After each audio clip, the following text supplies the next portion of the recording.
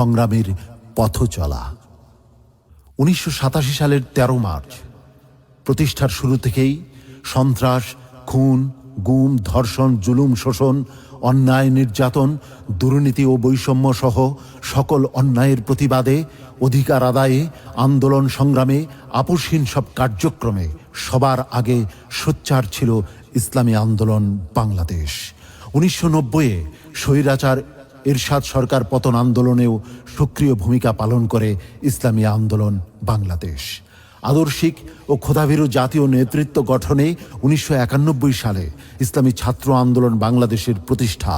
1992 সনের ঐতিহাসিক বাবরি মসজিদ ভাঙার প্রতিবাদ, 1994 সনে তসলিমা নাসরিন বিরোধী আন্দোলন এবং দেশত্যাগে অগ্রণী ভূমিকা পালন, তত্ত্বাবধায়ক সরকার প্রতিষ্ঠার দাবিতে 1995 সালে ঐতিহাসিক মুক্তাঙ্গন ময়দানে গণ অবস্থান, ভণ্ড প্রতারক দেওয়ানবাগের বিরুদ্ধে ঐতিহাসিক রক্তক্ষয়ী আন্দোলনের নেতৃত্ব দান, ভারতকে ট্রানজিট দেওয়ার নামে করিডোর প্রদান, পানি ও বিদ্যুৎ সংকট, শিখা চিরন্তন নামক অগ্নিশিখা স্থাপন, আইন শৃঙ্খলার চরম অবনতি ও সন্ত্রাস দমনে আওয়ামী লীগের ব্যর্থতার প্রতিবাদে 1997 সালের 21শে মার্চ ঢাকায় বিক্ষোভ, শেখ হাসিনা সরকারের বিরুদ্ধে আন্দোলনকে সুসংহত করার লক্ষ্যে 1997 সালের এপ্রিলে ঢাকায় 3 দিনব্যাপী জাতীয় সংহতি সম্মেলন, আওয়ামী সরকারের জননিরাপত্তা আইনের বিরোধিতা করে আওয়ামী লীগ সরকারের পদত্যাগ এবং ইসলামী শাসনতন্ত্র কায়েমের লক্ষ্যে 1999 সালের 31 মার্চ পল্টন ময়দানে মহাসমাবেশ, 1999 সালের 7 ও 8 নভেম্বর শেখ হাসিনার সরকারের পদত্যাগ সহ বিভিন্ন দাবিতে আহত বিরোধী দলগুলোর হরতালের সমর্থনে ঢাকায় বিক্ষোভ, ইসলামী শরিয়া বিধান পর্দার প্রতি দৃঢ়তা এবং নারী নেতৃত্বের ব্যাপারে শরীয়তের দিক নির্দেশনার যথাযথ মূল্যায়ন, 2004 সালে সন্ত্রাস, দুর্নীতি ও কায়েমি স্বার্থবাদের বিরুদ্ধে দল, মত, জাতি, ধর্ম, বর্ণ নির্বিশেষে জাতীয় ঐক্য গড়ার লক্ষ্যে তৎকালীন ইসলামী শাসনতন্ত্র আন্দোলনের আমির মাওলানা সৈয়দ মোহাম্মদ ফজলুল করিম পীর সাহেব চরমনাই রহমতুল্লাহ আলাইহের উদ্যোগে জাতীয় প্রেস ক্লাব অডিটোরিয়ামে 18 মে থেকে 20 মে পর্যন্ত 3 দিনব্যাপী মুক্ত মঞ্চ, আন্তর্জাতিক সকল আইন ভঙ্গ করে টিপাই মুখে বাঁধ দিতে গেলে ভারতের তাবেদার সরকারের কোনো প্রতিবাদ না করায় 15 কোটি জনতার পক্ষে 2009 সালের 24 ডিসেম্বর লাখো জনতাকে সাথে নিয়ে টিপাই অভিমুখে 3 দিনব্যাপী ঐতিহাসিক লং মার্চ করে ইসলামী আন্দোলন বাংলাদেশ। 2011 সালে আওয়ামী সরকার কর্তৃক সংবিধান থেকে আল্লাহর উপর পূর্ণ আস্থা ও বিশ্বাস উঠিয়ে দেওয়ার প্রতিবাদে দেশব্যাপী হরতাল, ঢাকার মুক্তাঙ্গনে ঐতিহাসিক গণ অবস্থান। 2013 সালে খোদাদ্রোহী নাস্তিকদের সর্বোচ্চ শাস্তি ফাঁসি কার্যকরকরণে আইন বাস্তবায়নের দাবিতে এবং 2013 সালের 6 এপ্রিল হেফাজতে ইসলাম বাংলাদেশ আহূত ঐতিহাসিক লং মার্চকে সমর্থন দিয়ে মতিঝিলে 29 মার্চ 2013 সনে অনুষ্ঠিত হয় ঐতিহাসিক মহাসমাবেশ। স্বৈরাচার হাসিনা সরকার 2014 সালে সবগুলো রাজনৈতিক দলকে উপেক্ষা করে একক নির্বাচনের আয়োজন করলে প্রহসনের সেই নির্বাচনকে বয়কট করে ইসলামী আন্দোলন বাংলাদেশ।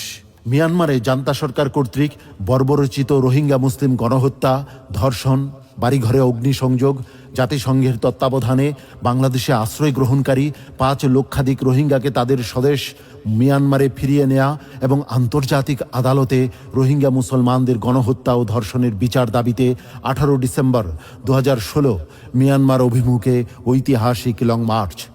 পবিত্র হজ ও রাসূল সাল্লাল্লাহু আলাইহি ওয়াসাল্লাম সম্পর্কে কটূক্তির অভিযোগে লতিফ সিদ্দিকীর সর্বোচ্চ শাস্তির দাবিতে 2014 সালের 23 ডিসেম্বর রাজধানীর সোহরাওয়ার্দী উদ্যান থেকে প্রায় 400 গাড়ি বহন নিয়ে 2 দিনব্যাপী ঢাকা রংপুর রোড মার্চ কর্মসূচি বাস্তবায়ন।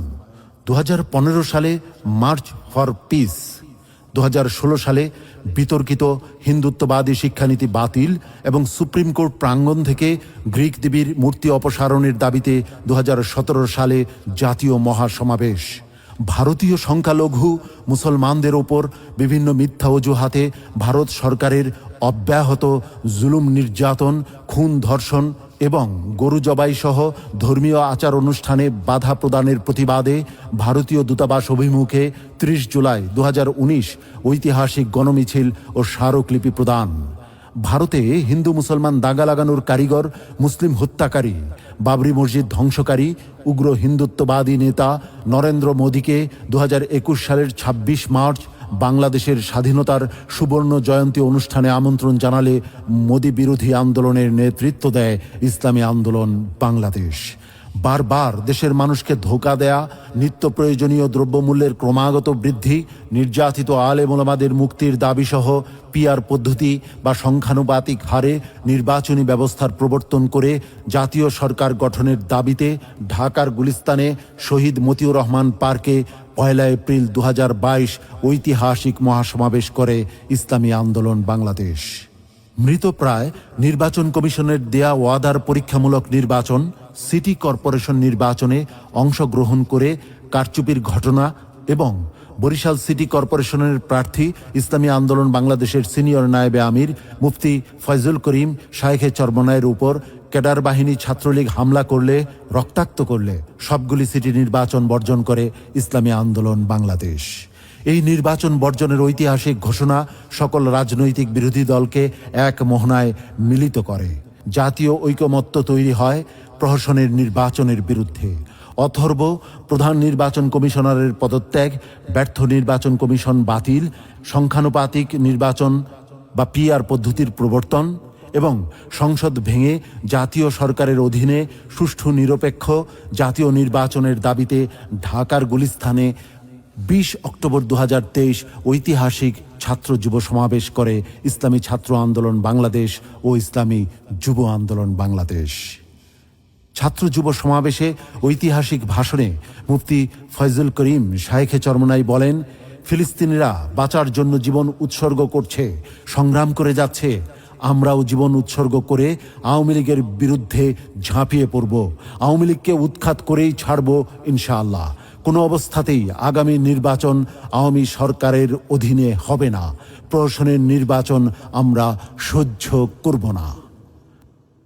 জুলুমের সকল মাত্রা ছাড়িয়ে যাওয়া আওয়ামী ফ্যাসিস্ট সরকার পতন আন্দোলনে বিএনপি সহ আন্দোলনরত সকল রাজনৈতিক দলের কর্মসূচিকে সমর্থন দিয়ে সবাই যেন ভোট দিতে পারে, অংশগ্রহণমূলক নির্বাচন নিশ্চিতকরণে পিআর পদ্ধতিতে নির্বাচন প্রবর্তনের দাবিতে 3রা নভেম্বর 2023 সোহরাওয়ার্দী উদ্যানে ঐতিহাসিক মহাসমাবেশে 10 নভেম্বরের মধ্যে সরকারকে পদত্যাগ করে আন্দোলনরত সকল রাজনৈতিক দলগুলোকে নিয়ে গঠিত জাতীয় সরকারের কাছে ক্ষমতা হস্তান্তর করার আলটিমেটাম দেন পীর সাহেব চরমনাই। স্বাধীন ফিলিস্তিন রাষ্ট্রের দাবিতে 31 মে পীর সাহেব চরমনাইয়ের নেতৃত্বে ঢাকায় বিশাল গণমিছিল করে ইসলামী আন্দোলন বাংলাদেশ।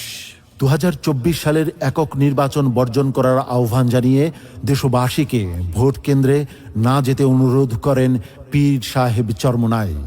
ইসলাম, দেশ ও মানবতা বিরোধী দুর্নীতি, অপকর্ম সহ সব ধরনের ষড়যন্ত্র এবং চক্রান্তের বিরুদ্ধে প্রতিবাদে, গণমানুষের অধিকার আদায়ে সবসময় সবার আগে মাঠে সক্রিয় থেকে অগ্রণী ভূমিকা পালন করেছে ইসলামী আন্দোলন বাংলাদেশ। ব্যতিক্রম হয়নি স্বৈরাচার ফ্যাসিস্ট খুনি হাসিনার পতন আন্দোলন সংগ্রামে।